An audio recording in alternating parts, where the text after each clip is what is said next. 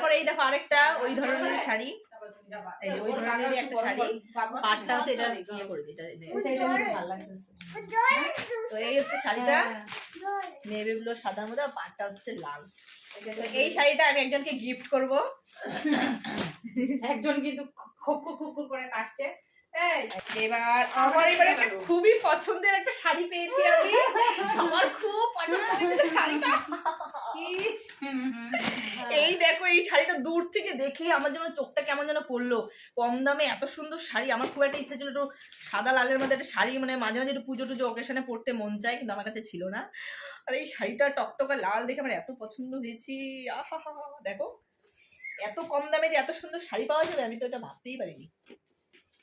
ভিতরটা পুরো সাদা, ভিতরটা লাল না? এই তোর এই শাড়িটা ট্যাগে আছে 1960 না, এই তো ভিতরটা। এই যে দেখো শাড়িটা, এই শাড়িটার ইয়ে কোনটা? এইটা হচ্ছে শাড়ির বডিটা বোধহয়। হ্যাঁ, শাড়ির বডিটা হচ্ছে যে সাদার মধ্যে। কি করছো বাবু? পরলে কি মানুষ ধরে দেখবে না? কাপড়টা তো ভালো। এই দেখো শাড়ির বডিটা হচ্ছে যে এরকম সাদার মধ্যে একটু সুন্দর সুন্দর জলছাপ কাজ করা আছে, আর পাটটা হচ্ছে লাল, আঁচলটা হচ্ছে লাল, আর ব্লাউজ পিসটাও বোধহয় লাল।